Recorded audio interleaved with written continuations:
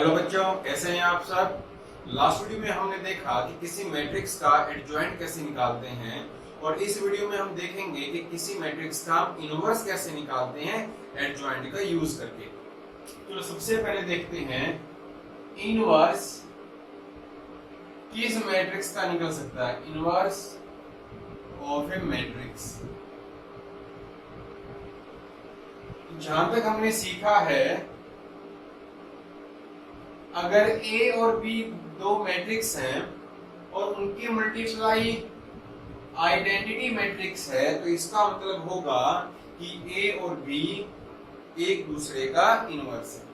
ठीक है, अगर ए और बी की मल्टीप्लाई आइडेंटिटी मैट्रिक्स है तो मैं लिख सकता हूं A is equal to B inverse और B is equal to A inverse. ये दोनों एक दूसरे का इनवर्स होंगे। अब मुझे ये बताओ, अगर मैं दोनों का डिटरमिनेंट ले लेता हूं, कुछ ऐसे लिख सकता हूं। अब डिटरमिनेंट की प्रॉपर्टी है, इसको मैं ऐसे लिख सकता हूं। और आइडेंटिटी मैट्रिक्स, उसका डिटरमिनेंट होता है 1, क्योंकि यूनिट मैट्रिक्स आइडेंटिटी मैट्रिक्स उसकी वैल्यू होती है 1, उसका डिटरमिनेंट होता है 1। अब ये एक मेरा नंबर है, क्योंकि अब ये मेरी मैट्रिक्स नहीं है, अब ये मेरा क्या है, डिटरमिनेंट है। कोई रियल नंबर है, -1, -2, -3, 1, 2, 3 कोई रियल नंबर है। और ये भी मेरा एक डिटरमिनेंट है, ये भी मेरा कोई एक रियल नंबर है। दो रियल नंबर की मल्टीप्लाई 1 आई है, दो रियल नंबर की मल्टीप्लाई 1 आई। इसका मतलब क्या है कि जो ए डिटरमिनेंट है ना वो 0 हो सकता है और ना जो बी डिटरमिनेंट है वो भी 0 नहीं हो सकता, क्योंकि अगर इन दोनों में से कोई एक 0 हो गया तो मल्टीप्लाई मेरी 1 नहीं होगी, मल्टीप्लाई मेरी 0 आ जाएगी। तो सबसे पहली कंडीशन क्या है कि अगर किसी भी मैट्रिक्स का डिटरमिनेंट नॉन जीरो है तो उसका ही हम इनवर्स निकाल सकते हैं। अगर किसी मैट्रिक्स का डिटरमिनेंट 0 आ गया वो इन्वर्टिबल नहीं होगी। इट मींस आपकी मैट्रिक्स का नॉन सिंगुलर होना जरूरी है। Only non singular matrix has A inverse. तो सबसे पहली कंडीशन क्या है, अगर मेरी मैट्रिक्स का डिटरमिनेंट 0 आता है उसका मैं इनवर्स नहीं निकाल सकता। मैं इनवर्स सिर्फ उसी मैट्रिक्स का निकाल सकता हूं जिसका डिटरमिनेंट नॉन जीरो है। माइनस हो सकता है, प्लस हो सकता है, लेकिन 0 नहीं हो सकता। चलिए एग्जांपल देखते हैं और टाइप देखते हैं कि किस किस के टाइप के क्वेश्चन आपको बुक में देखने को मिलेंगे। हम एक क्वेश्चन लेते हैं और उसके थ्रू समझते हैं कि इनवर्स ऑफ ए मैट्रिक्स हम एडजॉइंट की हेल्प से कैसे निकाल सकते हैं। एक मैट्रिक्स है ए, चलिए देख के लिख लेते हैं फटाफट। -1, 5, -3 एंड 2। Find A inverse. ये हमारा क्वेश्चन है कि हमको ए इनवर्स फाइंड करना है। जब हमने प्रॉपर्टी ऑफ एडजॉइंट पढ़ी थी लास्ट वीडियो में, प्रॉपर्टी ऑफ एडजॉइंट पढ़ी थी, उसके अंदर हमने कुछ एक ऐसी प्रॉपर्टी पढ़ी थी, A dot adjoint of A is equal to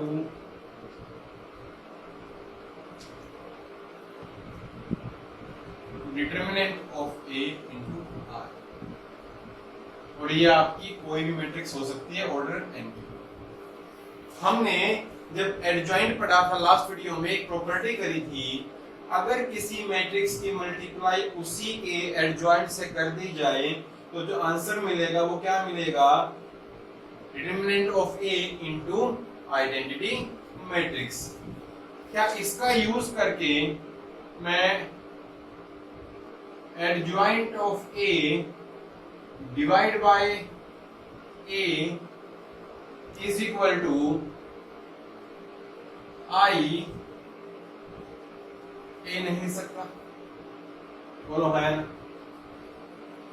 अब इसको मिटा दूं, क्योंकि ये मैंने आई लिखा क्यों था, क्योंकि जो मेरा डिटरमिनेंट था ये स्केलर क्वांटिटी है।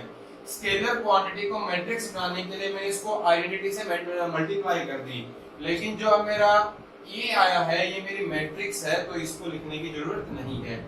इधर से क्या मैं 1/a को a इनवर्स नहीं लिख सकता? तो इस स्टेटमेंट का यूज करके जो मेरा a इनवर्स बना वो बना 1/, determinant of a into adjoint of a। हम इसी फॉर्मूले का यूज करके किसी भी मैट्रिक्स का डिटरमिनेंट निकाल सकते हैं, और इधर से भी मुझे साफ साफ पता लग रहा है 1/, डिटरमिनेंट ऑफ a है, तो डिवाइड में डिटरमिनेंट ऑफ a है तो इसको जीरो नहीं होने देना, क्योंकि अगर डिवाइड में जीरो बन गया तो इसका इनवर्स नहीं निकल पाएगा। तो a इनवर्स निकालने का तरीका हो गया 1 determinant of a into adjoint of a। तो क्वेश्चन ये था मेरे पास, सबसे पहले निकालते हैं डिटरमिनेंट ऑफ a, क्योंकि अगर ये जीरो हो गया तो क्वेश्चन मुझे आगे करने की जरूरत ही नहीं है। तो डिटरमिनेंट ऑफ a क्या हो जाएगा, -2 + 15 13, और एडजॉइंट ऑफ a क्या हो जाएगा, एडजॉइंट निकालना हमने लास्ट वीडियो में सीखा था। हम हर एक एलिमेंट के कोफैक्टर बनाएंगे, उन कोफैक्टर की एक मैट्रिक्स बनाएंगे, फिर उसका ट्रांसपोज कर देंगे, वो हमारा एडजॉइंट आ जाएगा किसी भी मैट्रिक्स का। तो मैं डायरेक्ट लिख देता हूं यहां से, ये आ गया मेरा 2 -5 3 -1। जो मैट्रिक्स A गिवन थी इसका एडजॉइंट ये है, डिटरमिनेंट ये है, तो A इनवर्स मेरा हो जाएगा 1/13 2 -5 3 एंड -1। कुछ इस तरीके से एक सिंपल वे से मैं किसी भी मैट्रिक्स का डिटरमिनेंट निकाल सकता हूं। अगर पर्टिकुलर आपको बोला गया है कि यूजिंग रो एलिमेंट्री मेथड, जो हमने मैट्रिक्स में किया था, R1 को चेंज किया R1 + R2, वो वाला मेथड, रो एलिमेंट्री मेथड, अगर वैसे क्वेश्चन बोला गया है तो आपको वैसे ही करना है। अगर क्वेश्चन में कुछ नहीं बोला गया है सिर्फ फाइंड A इनवर्स, तो मुझे ये सबसे इजी वे है, इसमें गलतियां होने के चांसेस बहुत कम है as compare to previous method. तो अगर आपको पर्टिकुलर बोला जाए कि आपको रो एलिमेंट्री मेथड ही यूज करना है तो ही वो यूज करना, अगर कुछ नहीं बोला गया हो, सिंपल बोला गया हो फाइंड A इनवर्स, जो मर्जी आप मेथड यूज कर सकते हो। तो प्रेफरेंस किसको देनी है, इस वाले मेथड को। चलिए नेक्स्ट टाइप देखते हैं क्वेश्चन की। तो नेक्स्ट क्वेश्चन है हमारे पास, वो टाइप 2 है। जो पहला क्वेश्चन है टाइप 1 लिख लो, ये लिख लीजिए टाइप 2। हम ऑलमोस्ट हर टाइप के क्वेश्चन करेंगे, 6 या 7 टाइप आपकी मैट्रिक्स के इनवर्स निकालने की, और जहां तक कोशिश रहेगी हम ट्राई करेंगे कि आपको हर टाइप के क्वेश्चन सॉल्व हो जाए। तो इसमें है कि मैट्रिक्स A दी हुई है, show that A² = 4A - 3I, hence find A inverse. इस हेंस का बड़ा ही जरूरी काम है। हेंस का मतलब होता है जो आपने पहले प्रूव कर दिया, जो आपका पहले गिवन है, उसी का यूज करके आपको इनवर्स निकालना है। अब हेंस फाइंड A इनवर्स कर दिया, कुछ बच्चे करेंगे इस चीज को प्रूव कर देंगे, लेकिन जो A इनवर्स निकालेंगे वो निकालेंगे इस तरीके से 1/A एडजॉइंट ऑफ A। वो गलत हो जाएगा, क्योंकि लिखा रहा है कि हेंस फाइंड A इनवर्स, मतलब जो चीज आपने पहले प्रूव कर दी, जो क्वेश्चन आपने पहले सॉल्व कर दिया, उसी का यूज करके आपने A इनवर्स निकालना है। चलिए क्वेश्चन देखते हैं फटाफट। तो हमको प्रूव करना है A² = 4A - 3I। तो सबसे पहले A² निकालेंगे। A² निकालने का तरीका आपको पता है, A × A। ये मैट्रिक्स आपको दी गई है, उसकी मल्टीप्लाई खुद के साथ ही जो मैंने पहले करके रखी है वो कुछ इस तरह आएगी। फिर आएगा 4A - 3I। 4A का मतलब हो जाएगा 4 × A माइनस 3I। 3I कुछ ऐसी होगी 3003। ठीक है, जब इसको सॉल्व करेंगे मेरा आंसर ये आएगा। हेंस हमने इस बात को तो सॉल्व कर दिया कि A² = 4A - 3I। हमने इतना पार्ट प्रूव कर दिया। अब इस पार्ट को प्रूव करने के बाद हमको निकालना है A इनवर्स। अब मुझे ये बताइए A square is equal to 4a minus 3i, ये हमने अभी प्रूव किया। इधर से क्या मैं A square minus 4a is equal to minus 3i लिख सकता हूं? बोलो हाँ या ना? सिंपल है, मैं 4a को इस तरफ ले आया, उसके बाद माइनस है तो क्या इसको मैं 4a minus A square is equal to 3i लिख सकता हूं? बोलो हाँ या ना? और इसके बाद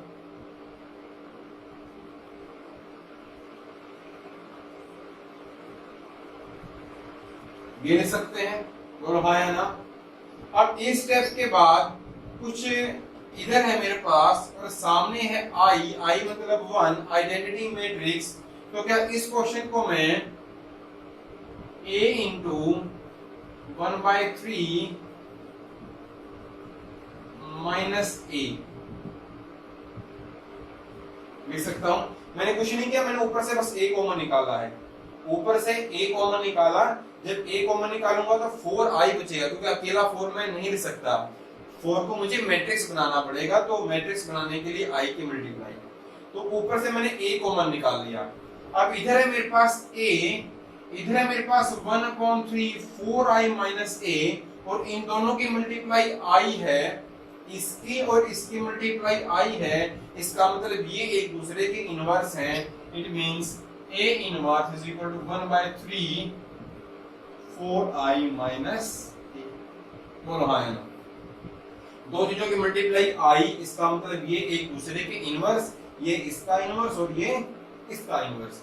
इट मींस अगर a इनवर्स निकालना हुआ तो 1/3 4i का मतलब हो जाएगा 4004 माइनस a जो गिवन थी मेरे पास 2 -1 -1 2, और यहां से 1/3 सिंपल अलजेब्रा है आपका, ये हो जाएगा 2 1 1 एंड 2, ये आपका एक इनवर्स आ गया। 1/3 को आप अंदर भी लेके जा सकते हो, अगर बाहर भी रखते हो तब भी कोई दिक्कत नहीं है। तो ये क्वेश्चन था हमारा टाइप 2 का। चलिए अब अगली नेक्स्ट टाइप देखते हैं। सो जो नेक्स्ट टॉपिक है हमारा वो है solution of linear equation by using matrix method. आपके पास 3 गिवन इक्वेशन है और आपको इनको सॉल्व करना है बाय यूजिंग मैट्रिक्स मेथड। तो देखते हैं कि इस टाइप के क्वेश्चंस को कैसे करना है। आपके पास वेरिएबल है और आपके पास कोई क्वांटिटी है, स्केलर क्वांटिटी, कोई कांस्टेंट है, उन दोनों के मल्टीप्लाई का सम आपके पास 7 है। मुझे बताइए क्या मैं इन तीनों इक्वेशन को जब मैं मैट्रिक्स फॉर्म में लिखूंगा कुछ ऐसे लिख सकता हूं 5 1 -1 4 -2 -3 7 2 2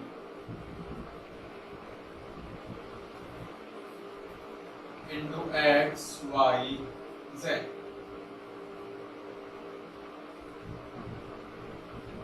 सेवन 5 7। चलिए अब देखते हैं, जो ये कांस्टेंट थी उनकी हमारी अलग से मैट्रिक्स बन गई, जो हमारे वेरिएबल थे उनकी अलग से मैट्रिक्स बन गई, जो इज इक्वल टू जो हमारी क्वांटिटी जो इक्वल दे रखा है उसकी हमारी अलग से मैट्रिक्स बन गई। ये हमारे पास 3/3 की थी, ये हमारे पास 3/1 की है। इन दोनों के मल्टीप्लाई पॉसिबल है, जो आंसर आएगा वो 3 into 1 का ही होगा।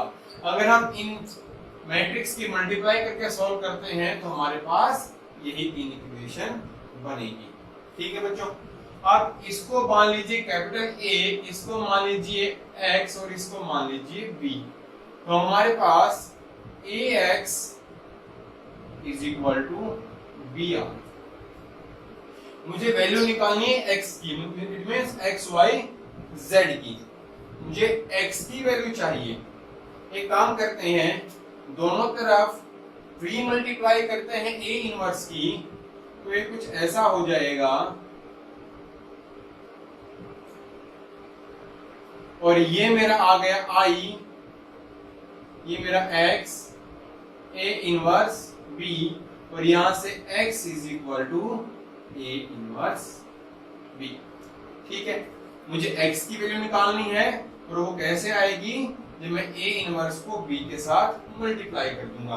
बी मेरे पास है ये 7 5 7, मुझे ए इनवर्स निकालना है। तो ए इनवर्स निकालने के लिए हम वही करेंगे। ए इनवर्स कैसे निकलेगा? 1 upon determinant of A into adjoint of A. इसको आप उस मेथड से निकाल सकते हो। तो ए इनवर्स मैंने पहले निकाल रखा है, जो मेरे पास आया -1/41 2 -4 -5 -29 17 11 22 -3 -40। ठीक है बच्चों, ये इनवर्स आपका जब आप ऐसे adjoint A upon determinant of A करके निकालोगे, ये आपका कुछ इनवर्स आएगा। अब ए इनवर्स आपके पास है, बी आपके पास है, इधर रख दो। तो x y z is equal to -1 upon 41 2 -4 -5 -29 17 11 22 -3 -40 sorry into में बी भी है मेरा 7 5 7।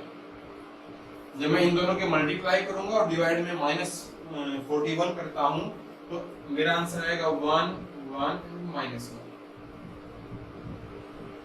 ठीक है, तो इधर से x कंपेयर करेंगे इस साइड को और इस साइड को, तो x की वैल्यू आई 1, y की वैल्यू आई 1 और z की वैल्यू आ गई -1।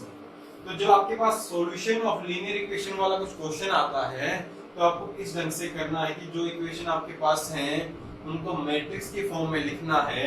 फिर उसके बाद Ax = b, जो आपके पास पहली मैट्रिक्स को A मान लेंगे, जो x y z वाली मैट्रिक्स है उसको एक कैपिटल X मान लेंगे, और जो आपके इस तरफ जो आपके पास वैल्यूज हैं उसको आप b मान लोगे।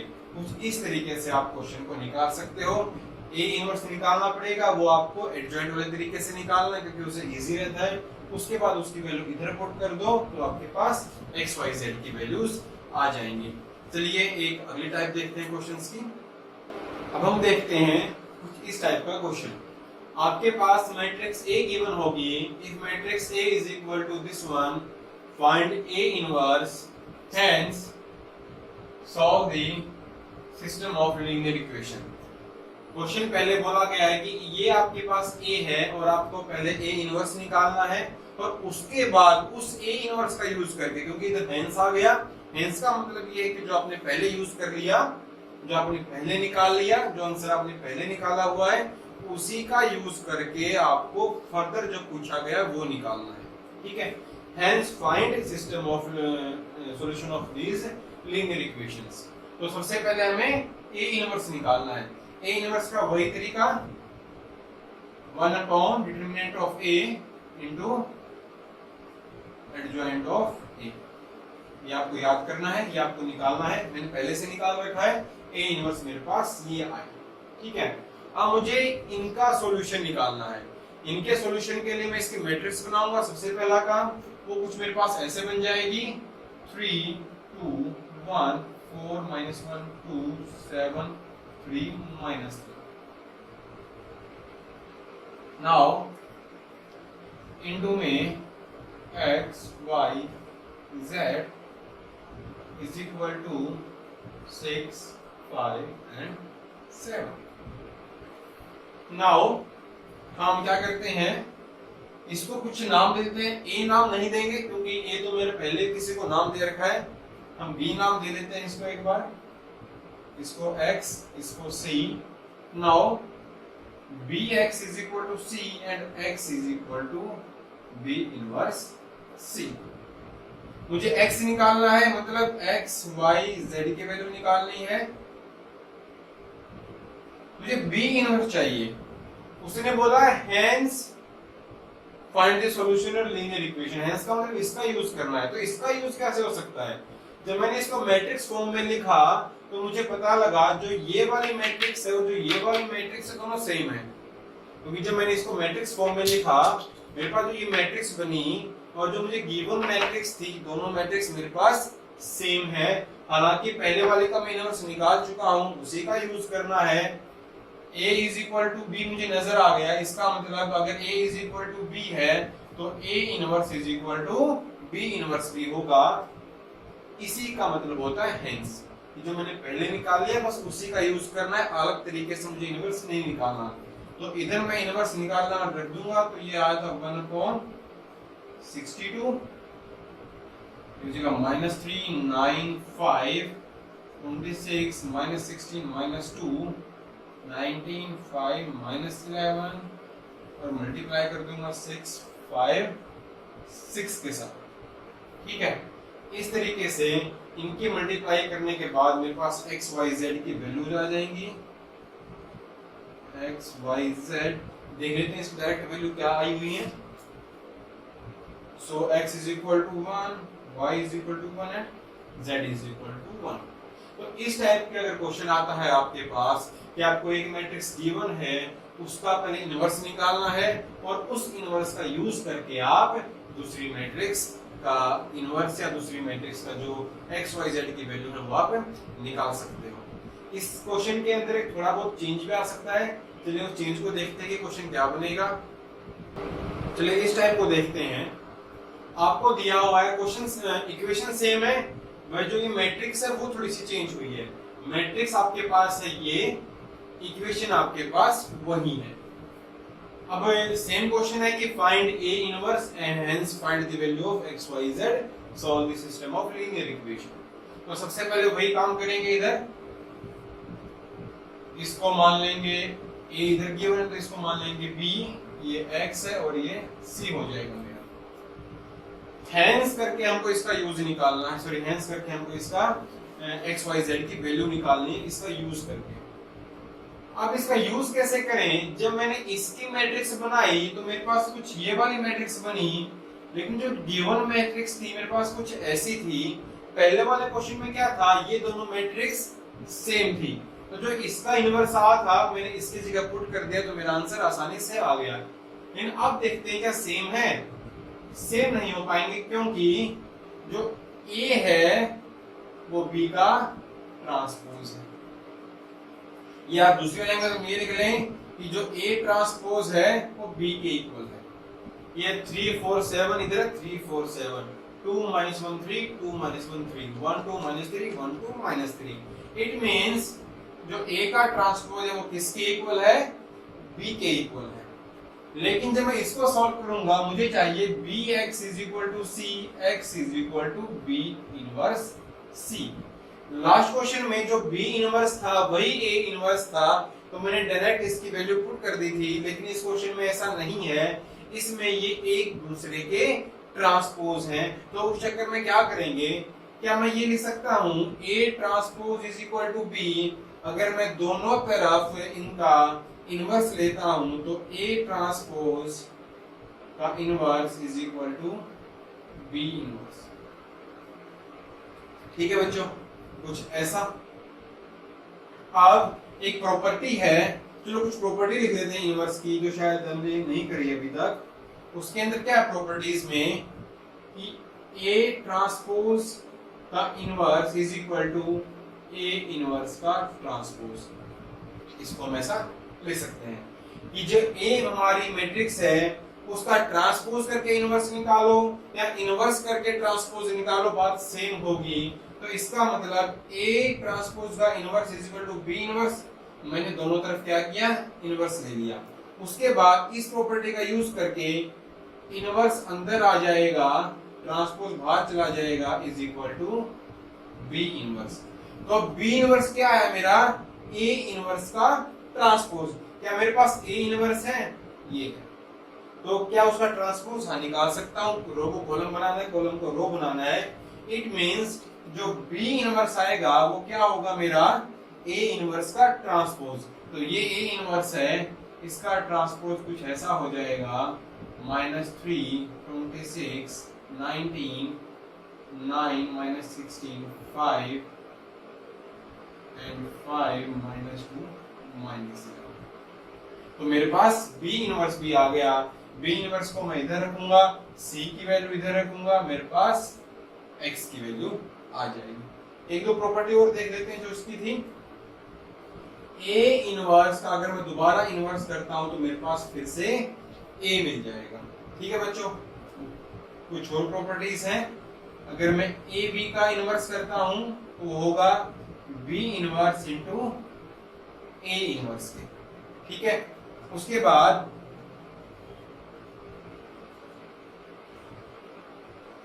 अगर मैं मोड ऑफ ए का इनवर्स निकालता हूं वो होगा मेरे पास 1 अपॉन इनवर्स। नहीं, ऐसा कुछ नहीं।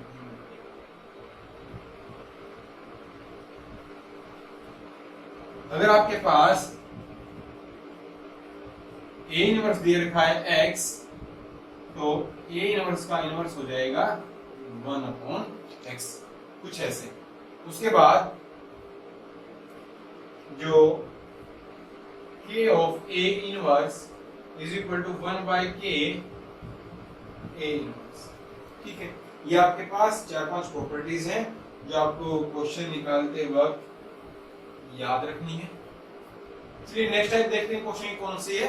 शायद एक या दो टाइप बची हैं और उसके बेस पे जो आपके एनसीईआरटी के अंदर सारे क्वेश्चन है वो आप सॉल्व भी कर सकते हैं। Now we have last question here, use product of A and B, find B inverse.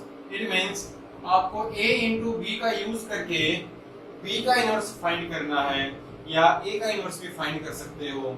तो use product of A and B, इसका मतलब सबसे पहले हमको इनकी प्रोडक्ट को निकालनी पड़ेगी। तो ए बी की प्रोडक्ट कैसे निकलेगी? -4 4 4 -7 1 3 5 -3 -1 और इसके साथ 1 -1 1 1 -2 2 1 एंड 3। नाउ इसकी जो प्रोडक्ट होगी वो कुछ ये आएगी 8 0 0 0 8 0 0 0 8। नाउ इसको मैं ऐसे लिख सकता हूं 8 इंटू 1 0 0 0 1 0 0 0 1। यहां से A B is equal to 8i हो जाएगा, क्योंकि इस मैट्रिक्स को मैं आइडेंटिटी मैट्रिक्स लिख सकता हूं। तो यहां से A B upon 8 is equal to I. अब 1 by 8 A B is equal to I आ गया। अब इन तीन चीजों की मल्टीप्लाई आई है। अगर मैं ऐसे पेयर बनाऊं, एक तरफ लिखता हूं a बाई 8, एक तरफ लिखता हूं b, अब इन दोनों की मल्टीप्लाई आई है, it means b inverse is equal to 1 upon 8 a। अगर मुझे b का इनवर्स निकालना हो क्या हो जाएगा 1 अपॉन 8 a, और a का इनवर्स क्या हो जाएगा 1 अपॉन 8 b। तो इस तरीके से आप a और b के इनवर्स निकाल सकते हो। बच्चों ये कुछ टाइप थी इनवर्स के ऊपर कि कैसे कैसे क्वेश्चन आ सकते हैं, कैसे कैसे क्वेश्चन आपकी एनसीईआरटी बुक के अंदर हैं। तो पहले इन सभी टाइप को आपको अच्छे से करना है, एक ही क्वेश्चन नोट आउट करना है, उसके बाद आपको आपकी एनसीईआरटी बुक के सारे क्वेश्चन सॉल्व करते हैं। होप कि अगर ये टाइप आने के बाद आप सारे क्वेश्चन सॉल्व कर पाएंगे, और अगर एक आधा क्वेश्चन कुछ अलग टाइप का बचता है उसको भी कोशिश करना कि आप इन्हीं किसी प्रोडक्ट का, इन्हीं किसी मेथड का, इन्हीं किसी प्रॉपर्टीज का यूज करके आप उसका आंसर निकाल पाओ।